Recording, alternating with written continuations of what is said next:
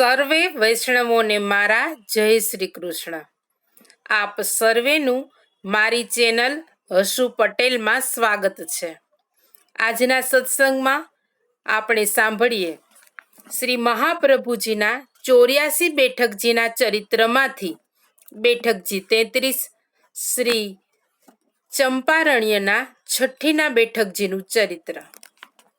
મારી ચેનલમાં જો કોઈ નવા હોય તો મારી ચેનલને સબસ્ક્રાઈબ કરજો અને આ વિડીયો લાઈક અને શેર કરજો, જેથી કરી અન્ય વૈષ્ણવો પણ સત્સંગનો લાભ પ્રાપ્ત કરી શકે.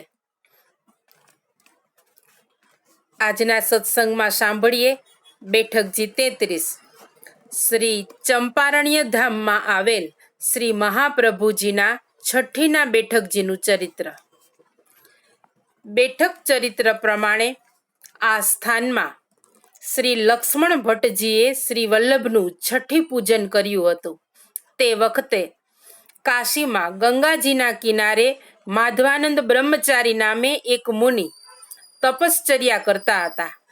તેમની 28 વર્ષની તપશ્ચર્યાના અંતે તેમણે ગંગાજીમાંથી ભગવદ્વાણી સાંભળી. તારે જોઈએ તે માગ. માધવાનંદજીએ કહ્યું, મને વ્રજલીલાના દર્શન કરાવો. જવાબ મળ્યો, તું ચંપારણ્ય જા, ત્યાં સાક્ષાત પૂર્ણ પુરુષોત્તમનું પ્રાગટ્ય થયું છે, ત્યાં તને વ્રજલીલાના દર્શન થશે. આ સાંભળી ને બ્રહ્મચારી ચંપારણ્ય જવા નીકળ્યા. આવી જ રીતે અજમેર પાસે આવેલ પુષ્કરરાજ તીર્થમાં મુકુંદરાય નામે એક સંન્યાસી રહેતા હતા. તેઓ દરરોજ નિષ્કામ ભાવે શ્રીમદ ભાગવતનો પાઠ કરતા હતા. તેમના પર પ્રસન્ન થઈ ને પ્રભુએ તેમને દર્શન આપ્યા અને વરદાન માંગવા આજ્ઞા કરી. મુકુંદરાએ વિનંતી કરી કે મહારાજ, મને આપની વ્રજલીલાના દર્શન કરાવો. તેમને પણ ચંપારણ્ય જવા માટે ભગવદ આજ્ઞા થઈ. તેઓ પણ ચંપારણ્ય જવા માટે નીકળ્યા. આ બંને ભક્તો 6ઠ્ઠી પૂજનના દિવસે ચંપારણ્ય આવ્યા. આ 6ઠ્ઠીના બેઠકજીના સ્થાન પર રહેતા શ્રી લક્ષ્મણ ભટ્ટજીને ત્યાં શ્રી વલ્લભના દર્શન કર્યા. બંનેએ હાથ જોડી ને શ્રી વલ્લભને વ્રજલીલાના દર્શન કરાવવાની વિનંતી કરી. ત્યારે શ્રી વલ્લભની કૃપાથી ત્યાં તેમને દિવ્ય દ્રષ્ટિ પ્રાપ્ત થઈ અને તેમણે આ સ્થાનમાં વ્રજની સમગ્ર લીલા અને સ્થાનના દર્શન કર્યા. તેઓ બંને આ દર્શન કરી અને આનંદ વિભોર બની ગયા. શ્રી વલ્લભને સાષ્ટાંગ દંડવત પ્રણામ કર્યા. આ માધવાનંદજીએ શ્રી લક્ષ્મણ ભટ્ટજીને જ્યોતિષ વિદ્યા શીખવી હતી. તેઓ બંને દર્શન કરી પોતપોતાના સ્થાને પાછા ગયા. આ સ્થાન ઉપર શ્રી મહાપ્રભુજીએ શ્રીમદ ભાગવત સપ્તાહ કર્યાનો ઉલ્લેખ શ્રી વલ્લભ દિગ્વિજય કે અન્ય ચરિત્ર ગ્રંથોમાં મળતો નથી. તેથી બેઠકજીની વ્યાખ્યા પ્રમાણે આ સ્થાને શ્રીમદ ભાગવત પારાયણ સપ્તાહ થઈ નથી. માટે આ સ્થાનને શ્રી મહાપ્રભુજીનું ભાવાત્મક સ્થાન માનવું રહે. શ્રી વલ્લભ દિગ્વિજય પ્રમાણે શ્રી મહાપ્રભુજીના પ્રાગટ્ય પછી શ્રી લક્ષ્મણ ભટ્ટજી પોતાના પત્ની અને શ્રી વલ્લભ સહિત આગળ ચાલ્યા હતા અને ચંપારણ્યથી 6 ગાંવ દૂર આવેલ ચૌડાનગર, જે તે સમયે ચતુર્ભદ્રપુરના નામે જાણીતું હતું, ત્યાં ગયા હતા. ત્યાંના રાજાના દિવાન શેઠ કૃષ્ણદાસ લક્ષ્મણ ભટ્ટજીના સેવક હોવાથી તેમણે ભટ્ટજીને ખૂબ માનપૂર્વક પોતાના મહેલમાં રાખ્યા હતા અને ત્યાં ભટ્ટજીએ શ્રી મહાપ્રભુજીના જાત કર્મ વગેરે સંસ્કારો સુંદર રીતે ઉજવ્યા હતા. તેથી શ્રી વલ્લભ દિગ્વિજય પ્રમાણે 6ઠ્ઠીનો ઉત્સવ પણ ચૌડાનગરમાં મનાવાયો હતો. આમ આ સ્થાનમાં બેઠકજી પાછળથી પ્રગટ થયેલા બેઠકજી હોય એમ જણાય છે. તેનો ઐતિહાસિક ચરિત્ર ગ્રંથોમાં ઉલ્લેખ જોવા મળતો નથી. પરંતુ આપણે તો શ્રી વલ્લભ કુળે કૃપા કરી અને જ્યાં શ્રી મહાપ્રભુજીને ભાવનાથી પધરાવ્યા હોય ત્યાં શ્રી મહાપ્રભુજી બિરાજે છે તેવી શ્રદ્ધાપૂર્વક ત્યાં તેમના સેવા સ્મરણ અને દર્શનનો આનંદ લેવો જોઈએ. એ ભાવથી આપણે ચંપારણ્ય ધામમાં આવેલા શ્રી મહાપ્રભુજીના આ બીજા બેઠકજી, જે 6ઠ્ઠીના બેઠકજીના નામથી ઓળખાય છે, ત્યાં શ્રી મહાપ્રભુજીના દર્શન કરી સાષ્ટાંગ દંડવત પ્રણામ કરી ઝારી ચરણ સ્પર્શ કરી હવે આપણે શ્રી લક્ષ્મણ ભટ્ટજી સાથે શ્રી વલ્લભને પધરાવી કાશી તરફ જઈએ. પત્ની અને પુત્ર સહિત કાશી આવી હનુમાન ઘાટ ઉપરના પોતાના મકાનમાં લક્ષ્મણ ભટ્ટજીએ પુનઃ નિવાસ કર્યો. શ્રી વલ્લભની 5 વર્ષની ઉંમર થતા તેમને યજ્ઞોપવિત આપવામાં આવી.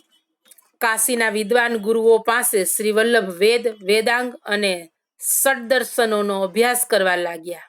એમની કુશાગ્ર તેજસ્વી બુદ્ધિથી તેમણે અતિ અલ્પ સમયમાં પોતાનો વિદ્યાભ્યાસ પૂર્ણ કર્યો.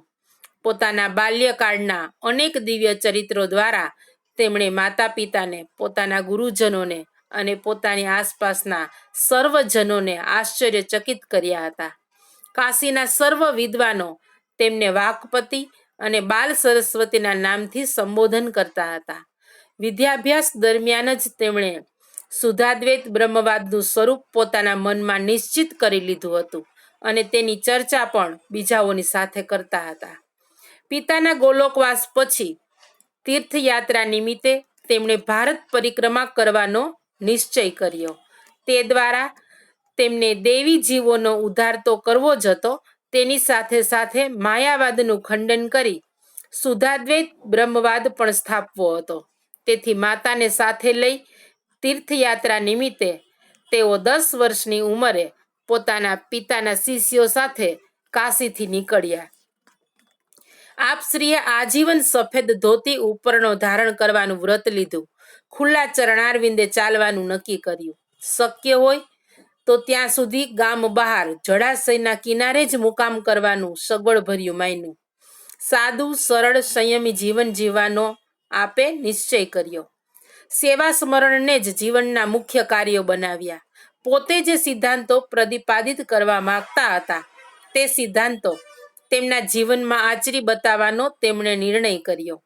આવી રીતે સર્વ તૈયારી સાથે જ્યારે તેઓ કાશીથી નીકળ્યા ત્યારે પ્રયાગ થઈ, ચિત્રકૂટ થઈ, સૌથી પ્રથમ પોતાના પ્રાગટ્ય સ્થાન ચંપારણ્યમાં પધાર્યા.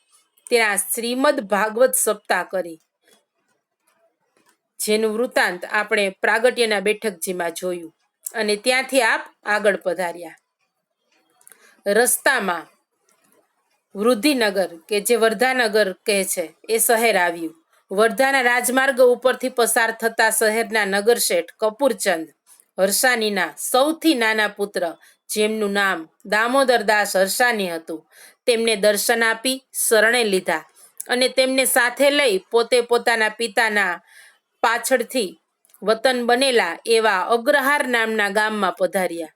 ત્યાં પોતાના કાકા શ્રી જનાર્દન ભટ્ટજી પાસેથી શ્રી નંદરાયજી પૂજિત શ્રી શાલિગ્રામજી, શ્રી ગોવિંદાચાર્યજી પાસેથી આપશ્રીના પૂર્વજોને પ્રાપ્ત થયેલ શ્રી મુકુંદરાયજીનું સ્વરૂપ, શ્રી યજ્ઞનારાયણ ભટ્ટજીને પ્રાપ્ત થયેલું શ્રી મદન મોહનજીનું સ્વરૂપ અને પોતાના પૂર્વજ શ્રી ગંગાધર ભટ્ટજીના શ્રીમદ ભાગવત પોથી પોતે પધરાવ્યા અને કાકાની યાજ્ઞા લઈ તેઓ તીર્થયાત્રા માટે આગળ વધ્યા. તેમના માતાની ઈચ્છા પૂરી કરવા તેઓ દક્ષિણમાં શ્રી લક્ષ્મણ બાલાજીના દર્શન કરવા ગયા, જ્યાં માતાને શ્રી લક્ષ્મણ બાલાજીના મુખારવિંદમાં પ્રવેશ કરતા શ્રી લક્ષ્મણ ભટ્ટજીના દર્શન કરાવ્યા અને ત્યાંથી તેઓ પોતાના મોસાળ વિદ્યાનગર, વિજયનગર પધાર્યા. હવે આપણે આગળ વિદ્યાનગરના બેઠકજીનું ચરિત્ર છે તે જોઈશું. આજના સત્સંગને વૈષ્ણવો અહીં વિરામ આપીશું.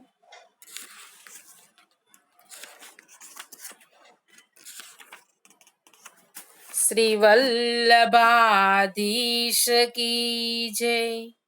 સર્વે વૈષ્ણવોને મારા જય શ્રી કૃષ્ણ.